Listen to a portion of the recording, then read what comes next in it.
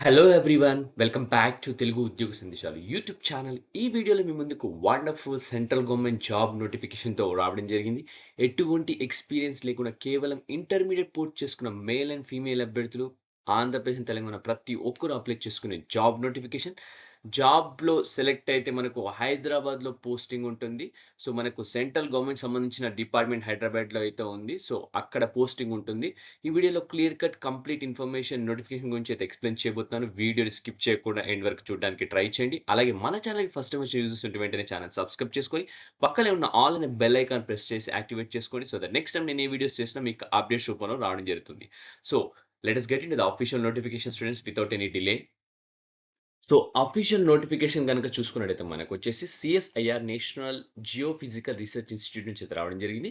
National geophysical research institute వచ్చేసి మనకు హైదరాబాద్‌లో అయితే ఉంది. వచ్చేసి సెలెక్ట్ అయితే మనకు పోస్టింగ్ ఉప్పల్‌లో ఉండబోతుంది. మనకు హబ్సిగూడ టు ఉప్పల్ మధ్యలో అయితే పోస్టింగ్ ఉంటుంది. అక్కడ మనకు ఈ ఆఫీస్ అనేది ఉంది కాబట్టి, సో, మనకొచ్చేసి అడ్వర్టైజ్‌మెంట్ నంబర్ కూడా చూడడం జరిగింది కదా! 4/2025, 35/2025 అనమాట. మనకు ఓన్లీ ఆన్‌లైన్ అప్లికేషన్స్ మాత్రమే వీళ్ళు ఇన్వైట్ చేయడం జరుగుతుంది. No offline mode of applications. So, ఆన్‌లైన్‌లో సబ్మిట్ చేసిన తర్వాత కూడా మీరు ఫిజికల్ కాపీ కూడా పంపియాల్సిన అవసరం లేదని కూడా క్లియర్‌గా మెన్షన్ చేశారు. సో, అందరూ అప్లై చేసుకోవచ్చు. మేల్ అండ్ ఫీమేల్ క్యాండిడేట్స్ కూడా. సో, ఇక్కడ no gender equality and gender balance and women candidates are encouraged to apply అని క్లియర్‌గా మెన్షన్ చేయడం జరిగింది. సో, మనకు ఆన్‌లైన్ అప్లికేషన్ చూసుకున్నట్టయితే మనకు 1 జూన్ అయితే స్టార్ట్ అవుతుంది. అలాగే మనకు లాస్ట్ డేట్ వచ్చేసి 30థ్ జూన్ అనమాట. సో, మనకొచ్చేసి ఇక్కడ చూసుకున్నట్టయితే మీరొచ్చేసి నేమ్ ఆఫ్ ది పొజిషన్స్‌కెళ్ళిపోతే మనకు జూనియర్ సెక్రటరేట్ అసిస్టెంట్ జనరల్‌కి సంబంధించి మనకు వేకెన్సీ అయితే 1 వేకెన్సీ ఉంది ఈడబ్ల్యూఎస్ కేటగిరీలో. అలాగే మనకు సాలరీ చూసుకున్నట్టయితే 38,907 అయితే వస్తుంది అన్ని కటింగ్స్ పోను. మనకు జూనియర్ స్టెనోగ్రాఫర్ చూసుకున్నట్టయితే 3 వేకెన్సీస్ ఉన్నాయి. దీనికి సాలరీ చూసుకున్నట్టయితే మనకు 52,755 అయితే సాలరీ వస్తుంది. సో, ఏజ్ క్రైటీరియా చూసుకుంటే జూనియర్ సెక్రటరీ అసిస్టెంట్‌కి మాక్సిమం 28 ఇయర్స్, స్టెనోగ్రాఫర్‌కి 27 ఇయర్స్ అనమాట. ఓకే. సో, ఇవి టెంటేటివ్ పొజిషన్స్. దీనికంటే ఎక్కువ కూడా మనకు రావచ్చని కూడా క్లియర్‌గా మెన్షన్ చేయడం జరిగింది.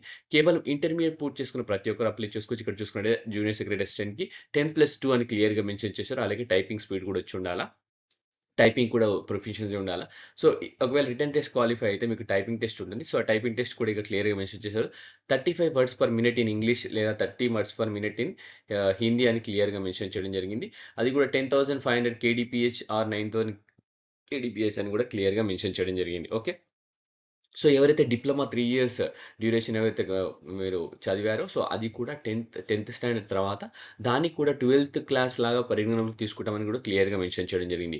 జూనియర్ స్టెనోగ్రఫీకి సంబంధించి చూసుకుంటే దానికి కూడా ఇంటర్మీడియేట్ పూర్తి చేసుకున్న అందరూ అప్లై చేసుకోవచ్చు. అలాగే స్టెనోగ్రఫీకి సంబంధించిన ప్రొఫిషియన్సీ ఉండాలా. సో, రిటన్ టెస్ట్ క్వాలిఫై అయితే స్టెనోగ్రఫీకి సంబంధించిన ప్రొఫిషియన్స్ టెస్ట్ పెడతారు. అది కూడా మనకొచ్చేసి 10 మినిట్స్ ఇంగ్లీష్‌లో ఉంటుంది. అలా డిక్టేషన్ ఉంటుంది. ఆర్ హిందీలో కూడా ఉండడం జరుగుతుంది. At the speed of 80 words per minute మీరు షార్ట్ హ్యాండ్ రైటింగ్ అయితే మీరు టైప్ చేయాల్సి ఉంటుంది. 50 minutes in English are 65 minutes in Hindi అని క్లియర్‌గా మెన్షన్ చేయడం జరిగింది. ఓకే. సో, నెక్స్ట్ వచ్చేసి మనకు బెనిఫిట్స్ కూడా ఇక్కడ ఉంటాయి. DNS allowance, house rent allowance, transport allowance ఇవన్నీ as part of government rules. Medical policy కూడా ఉండడం జరుగుతుంది. Medical expenses, leave travel concession. So, as per government rules అన్నమాట. ఓకే. సో, మీరు applicant should be a citizen of India అని కూడా క్లియర్‌గా mention జరిగింది. సో, నెక్స్ట్ వచ్చేసి నో అబ్జెక్షన్ సర్టిఫికేట్ అయితే ప్రొడ్యూస్ చేయాలి. ఎవరైతే గవర్నమెంట్ సర్వీస్‌లో ఆల్రెడీ వర్క్ చేస్తున్న వాళ్ళు ఉన్నారో వాళ్ళు ఎన్ఓసీ సబ్మిట్ చేయాల్సి ఉంటుంది. సో, ఇప్పుడు మనం సెలక్షన్ ప్రొసీజర్‌లోకెళ్ళిపోతే గనుక మనకు రిటన్ టెస్ట్ అనేది ఉంటుంది. రిటన్ టెస్ట్ వచ్చేసి ఓఎంఆర్ బేస్డ్ అని ఉంటుంది. కంప్యూటర్ బేస్డ్ టెస్ట్ అని ఉంటుంది. ఏదైనా మీరు సెలెక్ట్ చేసుకోవచ్చు. అందులో మనకొచ్చేసి జూనియర్ సెక్రటరీ అసిస్టెంట్‌కి వచ్చేసి పేపర్ 1, పేపర్ 2 ఉంటుంది. సో, పేపర్ 1 వచ్చేసి క్వాలిఫైయింగ్ ఇన్ నేచర్ అనమాట. పేపర్ 2 వచ్చేసి మనకు మెరిట్ బేసిస్ అనమాట. ఇక్కడ చూసుకున్నట్టయితే ఇక్కడ చూడండి mode of examination OMR and objective computer based test ఉంటుంది. టోటల్ మనకు 200 క్వెషన్స్ ఉండడం జరుగుతుంది. అది వచ్చేసి మన ఇంటర్మీడియేట్ లెవెల్ ఉంటుంది. 2 ½ అవర్స్ అయితే మనకు టైమ్ ఉంటుంది. సో, పార్ట్ 1కి వచ్చేసి 90 మినిట్స్ ఉండడం జరుగుతుంది. మెంటల్ ఎబిలిటీ టెస్ట్ 100 క్వెషన్స్ ఉంటాయి. 200 మార్క్స్ అనమాట. నెగెటివ్ మార్క్ అయితే ఉండదు. బట్ ఇది క్వాలిఫై అయిన తర్వాత పేపర్ 2 మాత్రం మనకు 50 questions general awareness, 50 questions English language ఉంటుంది. ఇందులో 1 క్వెషన్ 3 మార్క్స్ వెయిటేజ్ ఉంటుంది. టోటల్ 150 మార్క్స్‌కైతే జనరల్ అవేర్‌నెస్, 150 మార్క్స్‌కి ఇంగ్లీష్ లాంగ్వేజ్ ఉంటుంది. సో, ఈచ్ రాంగ్ ఆన్సర్‌కి మనకొచ్చేసి ఇక్కడ 1 మార్క్ అయితే డిడక్ట్ చేయడం జరుగుతుంది. ఓకే. ఒకవేళ ఇది మీరు క్వాలిఫై అయితే గనుక మీకు స్కిల్ టెస్ట్ అనేది ఉంటుంది. ఇందాక నేను ఆల్రెడీ చెప్పినట్టు. అలాగే ఓన్లీ జూనియర్ సెక్రటరీ అసిస్టెంట్‌కి గనుక చూసుకున్నట్టయితే మనకొచ్చేసి పేపర్ 1, పేపర్ 2 ఉంటుంది. సో, పేపర్ 1 క్వాలిఫై అయిన వాళ్ళే పేపర్ 2 అయితే మీరు ఇక్కడ పేపర్ 2 అనేది రాయాల్సి ఉంటుంది. ఎవాల్యుయేట్ చేస్తారు. సో, పేపర్ 2 గనుక క్వాలిఫై అయితే మనకు మెరిట్ ఓన్లీ పేపర్ 2 ద్వారానే చేయడం జరుగుతుంది. ఈ పేపర్ 2 ద్వారా. సో, ఇది క్వాలిఫై అయిన తర్వాత మీకొచ్చేసి మామూలుగా స్కీమ్ ఆఫ్ టైపింగ్ టెస్ట్ ఉంటుంది. ప్రొఫిషియన్సీ చెక్ చేయడం జరుగుతుంది. జస్ట్ క్వాలిఫైయింగ్ నేచర్ అనమాట. ఇది ఫైనల్ ఫైనల్ మెరిట్‌కి తీసుకోరు. ఓకే. పేపర్ 2 ఫైనల్ మెరిట్‌కి. సో, నెక్స్ట్ వచ్చేసి మనకు స్టెనోగ్రఫీకి సంబంధించి కూడా చూసుకుంటే దానికి ఓన్లీ 1 పేపర్ ఎగ్జామ్ ఉంటుంది. మనకు competitive written examination OMR or computer based test. దీనికి 10+2 స్టాండర్డే ఉంటుంది. దీనికి కూడా 200 క్వెషన్స్ ఉండడం జరుగుతుంది. 2 అవర్స్ డ్యూరేషన్. బట్ ఇందులో 3 సెక్షన్స్ ఉంటాయి. General intelligence, reasoning 50 questions, general awareness 50 questions, English language కూడా 50 క్వెషన్స్. సో, మాక్సిమం వచ్చి 50 మార్క్స్ ఉండడం జరుగుతుంది. అలాగే ఇంగ్లీష్ లాంగ్వేజ్ ఒకటి ఈచ్ క్వెషన్ 2 మార్క్స్ అనమాట. సింగిల్ మార్కే. So, and 100 questions 100 marks. So, each question wrong ఆన్సర్‌కి నెగెటివ్ మార్క్ 0.25 అనమాట. ఓకే. సో, ఇది ఒక వండర్‌ఫుల్ ఆపర్చునిటీ చెప్పుకోవచ్చు. ప్రతి ఒక్కరు మిస్ చేసుకోకుండా అప్లై చేయడానికి ట్రై చేయండి. మనకైతే ఇంకా టైం ఉంది 30th వరకు.